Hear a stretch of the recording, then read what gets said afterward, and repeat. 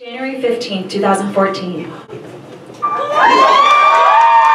It's my first day in Manhattan. Well, it's not like my very first day. I've been here before. I'm from Connecticut, which if you're looking at a map of the United States is about 3 millimeters to the right. I moved to New York to be an actress, and Harlem is one of the very few places that doesn't ask you for your firstborn child in rent. Most of the time. The elevated train by my window doesn't faze me anymore. Screams don't disrupt my dreams. It's a lullaby in its way. It's been 3 weeks serving at this pub and I'm losing my goddamn mind. Well, I know I can be beautiful. I pray for a better way. We were kind before, we can be kind once more. We can be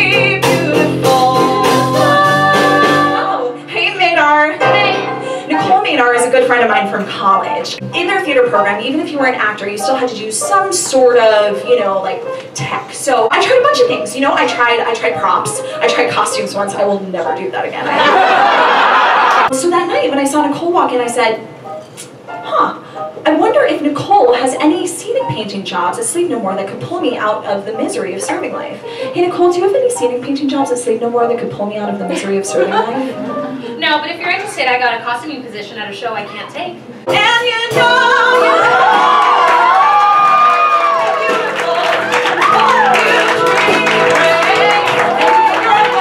June 22nd, 2015. You know what's really amazing? My mother comes to see every single show I do wardrobe for.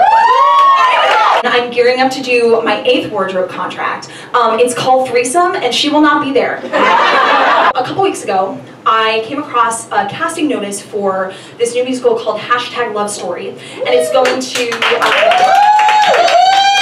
don't give away the ending. So it centers around this character. Her name is Zoe Tiller. She's like really, really socially awkward, desperate for love. She's never had a serious relationship before. And the whole story centers around her trying to find love by any means possible by Valentine's Day of the following year. I went in for my audition not too long after, and I was anything but put together that day. I didn't know my size. I had no idea what I was going to sing. I had only applied makeup to one eye. I step in, I never finish the other eye, and I see my friend Matt Bennis behind the piano, and without regarding any of the important people behind the table, I don't even look at them, I just look at Matt Bennis and I go, shut up, shut up. And for some reason today they called me and offered me the role of socially awkward Zoe Tiller.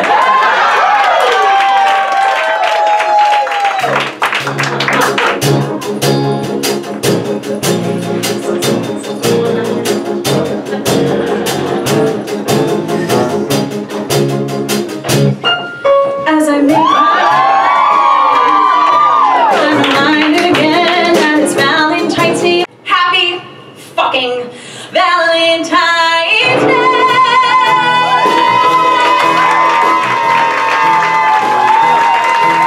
October 28th, 2015. The contract that I'm doing wardrobe for right now is a new musical called Songbird. It's a musical adaptation of Anton Chekhov's The Seagull, which if you don't know anything about, that's cool, neither do I. There was no stopping you, say goodbye. Left me with nothing but tears in my eyes. Now she left you far behind. So now I go back in my life. Go on and cry me a river like I cried for you. Go on and let your heart just bleed. June 4th, 2016. I thought I hit a really weird slump in the fall, and I guess it was just a precursor to the spring. For the first time in 2 years, I cannot find myself a wardrobe job. But I've never known the feeling of actively trying to find a job in a field that I don't even necessarily want to be in, and not finding a job. At the same time, I had actually rekindled a relationship with someone who I've been on and off with for about 7 years. A friend of mine had also passed away from college, which was really sad. And he came with me to the memorial service, and afterwards he took me out to dinner and he looked me dead in the face and he said, I'm tired of us messing around. Let's just do it. I just want to be with you. I don't care. And I was like, whoa. I know we're in a Buffalo Wild Wings, but this is really wrong. Mr. Big because I really don't have another analogy for it. So I'm FaceTiming with Mr. Big. And a Facebook message pops up from my old supervisor, John Furrow. We hadn't seen each other since we closed Heather's 2 years prior, and he was like, "Hey, gorgeous, what you up to?" And I was like, "Nothing." I'm rounding up my team for my next project, and I didn't know if you'd be interested. And I was like, "Oh, okay, what's your next project?" And he goes, "The Broadway revival of Cats." Woo! And then he goes on to say, "You know, you can still audition, and like, you know, it would just be a night." And I was like, "John, you don't have to sell me. It's the Broadway revival of Cats." So that was Saturday. Monday, I awoke to a text message from my dear friend Jeremy Owens. That day, his wardrobe supervisor quit on him, and he needed someone to come in and fill the position, and it was immediate, and I said, yes. So tonight we're actually opening this sweet little show that he hired me onto. It's called Himself and Nora. It's a musical based on the life of the Irish writer James Joyce. And even though I went into this knowing I probably wouldn't be staying with the project, I'm still really sad because I've grown to love this show so much, and I've never left a show before. The other air of sadness that's lingering over this evening is that I was supposed to be here with Mr. Big tonight. He was going to be my date. But he's not here. A couple days ago, he texted me. And it's funny, while this was going on in the middle of my show, there was this song that was playing. It's like an 11 o'clock number that Nora, James Joyce's lover, sings to him about how much he needs her and how much she doesn't need him. Yeah! Without a man, lucky. What would I be without a man? Look out, world, here I am! What would I be without a man? I'd be so damn lucky.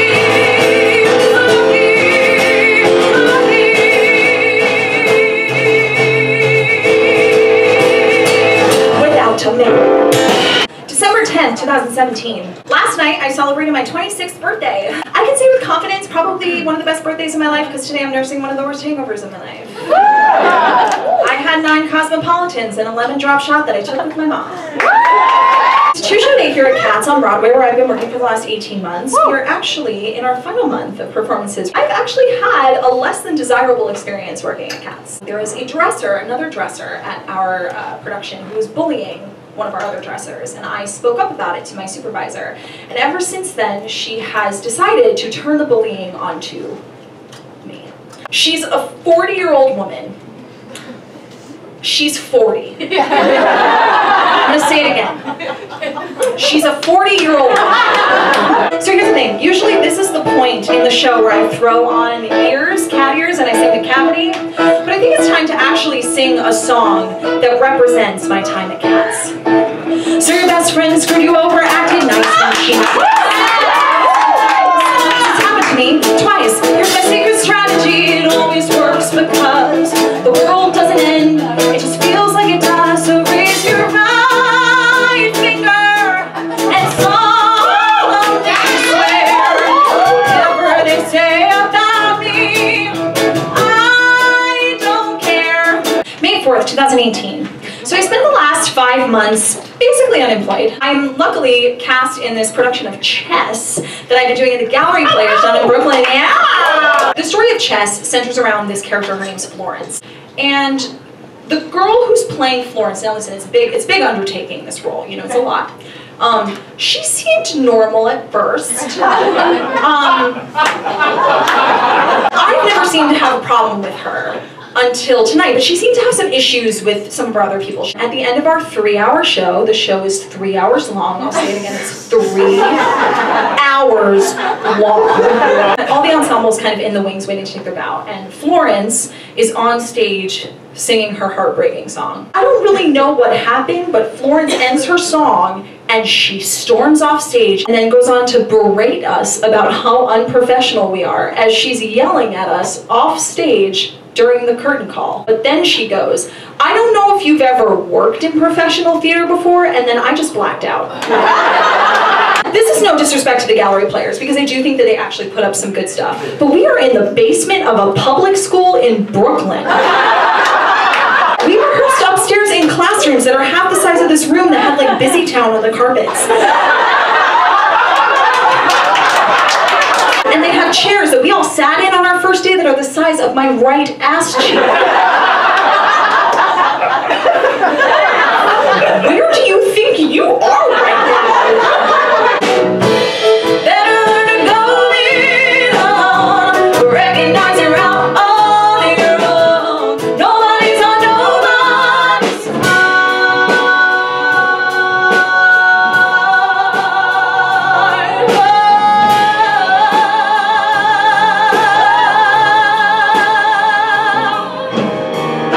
May 14th, 2018. So yesterday we closed chess at the Gallery Players. See, I forgot to mention that while I was at chess, I entered into a little bit of a showmance with someone. This is a trend for me. It really is. Women have been making bad choices since the beginning of time. Are you gonna be another one of mine? Yes, you are. But I've been here before, have I come back for more? Another chapter in my history of wrong guys. You used to be so in, honey, black was your poor, and now you're changing into something that's getting yours. Oh, Nestle, I've been hurt like this before. June 22nd, 2018. A couple weeks ago, I decided that I wanted to revive my one-woman show. It's called Scenes and Songs. I don't know if you've heard of it. Because I'm working at this new musical, like I said, it's called Desperate Measures. And it's at New World Stages, which is where I worked at Heather's. So it was my first job in New York, now coming full circle to my current job in New York. Today, I actually got offered a dresser's position at this new musical they're doing of Pretty Woman. Broadway, and you know, I like to eat, so I feel like I kind of have to take it, but I'm not gonna lie to you, I'm really sad. We miss you, Tara! It's a show that kind of started to grow really near and dear to my heart. I've never worked with an entire company of people who were so loving and so caring from the top to the bottom, especially after my experience with cats. If you told me last year I would someday be here, I would have laughed in your face. But fate has a plan, unimagine my man, and we must accept it with grace. You think you know what's coming, and then you rehearse in ways you never felt.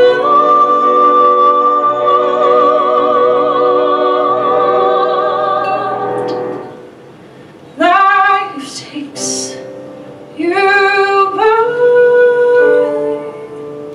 surprise.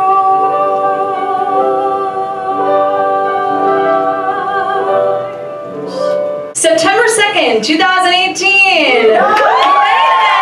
I say this at the end of every single show I do. I never know how to bring this thing home. I sometimes wonder what my life would be like if I hadn't asked Nicole that night in the bar if she had a job for me. I wouldn't have worked at Heather's, and subsequently I wouldn't have worked at Katz, and I wouldn't work at Pretty Woman right now. And it's crazy that just asking one question, just putting yourself out there, can change your entire life. Even though I sometimes wonder if I didn't work in wardrobe, if I would have a more flourishing career as a performing artist, I really know in my soul that I would not be the person I am today if it wasn't for all the connections I've made throughout all the jobs I've done wardrobe for, and there's no going back. For the first time in my life, it gets to be my choice. I feel I found myself, yeah, I found my voice. I can't go back to who I was before. I can't go back. I always wanted more. I can see my future.